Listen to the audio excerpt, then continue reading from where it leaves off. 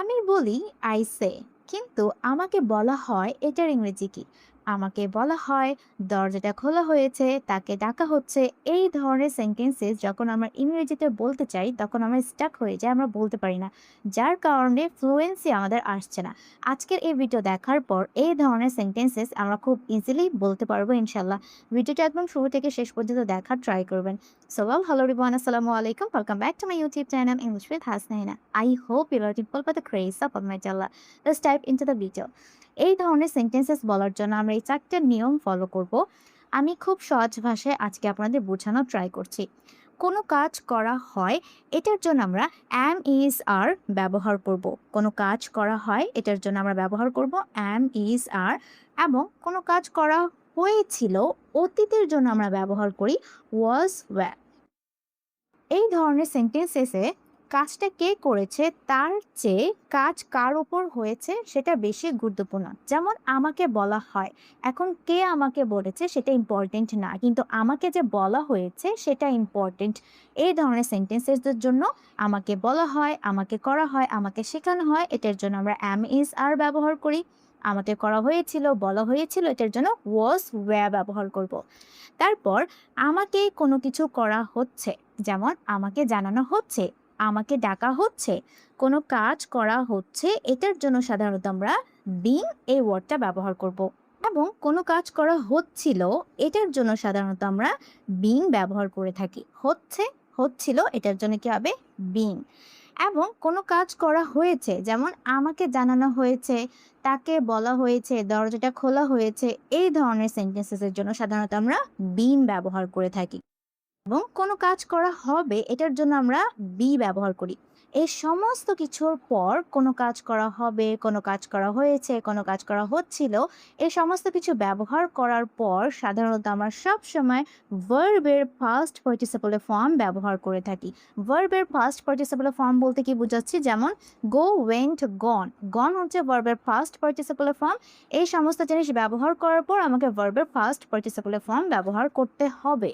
এখন আমি আপনাদেরকে উদাহরণে নিয়ে যাই। উদাহরণের মাধ্যমে খুব সহজে আমরা শেখার ট্রাই করি। যেমন আমি শিক্ষার্থীদের প্রশংসা করি, এই কাজটা আমি নিজেই করছি। এটার জন্য subject, verb, object, simple rules আমরা যেটা বলতে পারি সেটা হচ্ছে আই প্রেস স্টুডেন্টস। এখানে subject, verb and then object.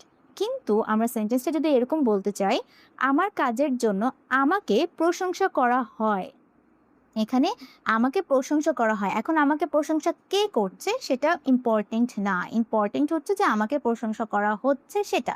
তাহলে এখানে আমাদের বলা উচিত করা হয়, এটার জন্য কি হবে?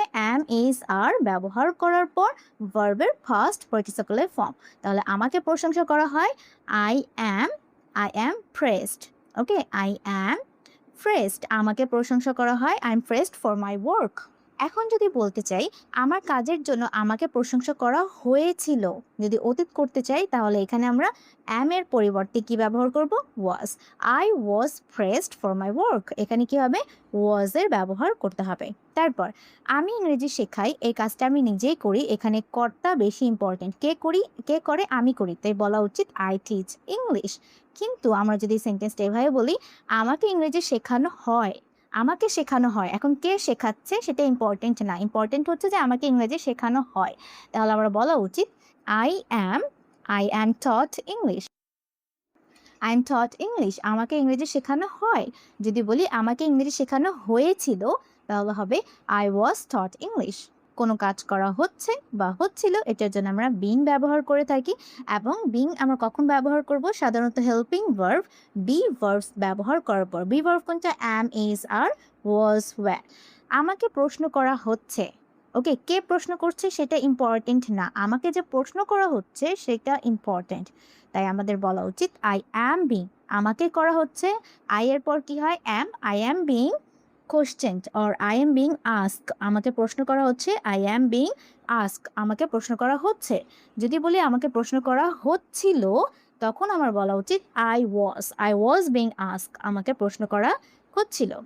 তারপর তাকে বাসায় ডাকা হচ্ছে, তাহলে বলা উচিত হি ইজ বিং কল্ড, তাকে বাসায় ডাকা হচ্ছে, he is being called home. তাকে বাসায় ডাকা হচ্ছিল যদি বলি তাহলে বলা উচিত he was being called home. তারপর আমাকে বলা হচ্ছে, এটার জন্য বলা উচিত I am being told. বলা হচ্ছে I am being told. যদি বলি আমাকে বলা হচ্ছিল তাহলে হবে I was being told. ওকে, এখানে আমরা কি করছি, being এর পর ভার্বের ফার্স্ট পার্টিসিপল ফর্ম ব্যবহার করছি। তাহলে আমাকে বলা হচ্ছে যদি I am being told হয়, তাহলে আমাকে বলা হয় এটার ইংরেজি কি হবে আপনারাই আমাকে কমেন্ট করে জানান। ওকে, আমাকে শেখানো হচ্ছে, এটার জন্য বলা উচিত I am being taught. I am being taught, আমাকে শেখানো হচ্ছে। আমাকে শেখানো হচ্ছিল যদি বলি তাহলে কি হবে I was being taught. এখন আমরা দেখব কোনো কাজ করা হয়েছে এই ধরনের সেন্টেন্সেস কিভাবে আমরা ইংরেজিতে বলতে পারি। এটার জন্য সাধারণত আমরা বিন ব্যবহার করি। আমাদের ব্যবহার করা উচিত have been or has been. কাজটি সম্পূর্ণ হয়েছে, কে করেছে সম্পূর্ণ ইম্পর্টেন্ট না, কাজটা যে হয়েছে সেটা ইম্পর্টেন্ট। এটার জন্য বলা উচিত দ্য ওয়ার্ক হ্যাজ বিন। এখানে কি হবে the work has been finished or the work has been completed. Okay, যে কোনো একটা আমরা ব্যবহার করতে পারি। তারপর আমাকে বিয়েতে আমন্ত্রণ করা হয়েছে, তাহলে বলা উচিত আই হ্যাভ বিন। ওকে, এখানে কি হবে বিনের ব্যবহার করতে হবে কারণ এখানে হচ্ছে হয়েছে। আই হ্যাভ বিন ইনভাইটেড, আমাকে আমন্ত্রণ করা হয়েছে, I have been invited to the wedding. তাকে চাকরির জন্য নির্বাচিত করা হয়েছে, তাহলে হবে he has been. Okay, he has been selected for the job. আমরা সেন্টেন্সটাকে শর্ট করার জন্য এভাবেও বলতে পারি the works been finished, I've been invited to the party, অথবা he's been selected for the job. সাধারণত কোনো কাজ করা হবে এটার জন্য আমরা বি ওয়ার্ডটা ব্যবহার করে থাকি। সমস্ত মডেল ওয়ার্ডসের সাথে আমরা বি ওয়ার্ডটা ব্যবহার করতে পারি। যেমন করা হবে will be, করা হতো would be, করা যেতে পারে can be, করা যেতে পারতো could be, হতে পারে may be or might be, এবং আমরা যদি বলতে চাই কোনো কাজ করা উচিত এটার জন্য সাধারণত আমরা must be or should be ব্যবহার করার পর ভার্বের ফার্স্ট পার্টিসিপল ফর্ম ব্যবহার করব। যেমন আমাকে জানানো হবে, এটার জন্য আমরা বলতে পারি আই উইল বি ইনফর্মড। কাজটি করা যেতে পারে the work can be done, the work can be done. তাকে আমন্ত্রণ করা হতে পারে, যখন আমরা 100% শর্টের সাথে কোনো কথা বলতে পারি না তখন সাধারণত আমরা মে বি ব্যবহার করি। তাকে আমন্ত্রণ করা যেতে পারে আবার নাও যেতে পারে, তখন আমরা বলা উচিত হি মে বি ইনভাইটেড। নিয়মগুলো অবশ্যই মানা উচিত, the rules must be followed. তারপর প্রতিদিন ইংরেজি চর্চা করা উচিত, English should be practised daily. So আশা করছি আজকের এই ভিডিওর মাধ্যমে আমরা সমস্ত প্যাসিভ সেন্টেন্সেসকে কিভাবে ইংলিশে বলতে পারি সেটা শিখতে পেরেছি। প্যাসিভ সেন্টেন্সের জন্য অবশ্যই আমাদেরকে ভার্বের পাস্ট পার্টিসিপল ফর্ম জানতে হবে। আমি কয়েকটা রেগুলার যেগুলো আমরা ভার্ব ব্যবহার করে থাকি যদি পারি সেগুলোর পিডিএফ দিয়ে দিব। আজকের ভিডিওটা কেমন লেগেছে অবশ্যই কমেন্ট করে জানাবেন এবং এটাও কমেন্ট করে জানাবেন আমাকে বলা হয় এটার ইংলিশ কি। সবাই ভালো থাকবেন, আল্লাহ হাফিজ।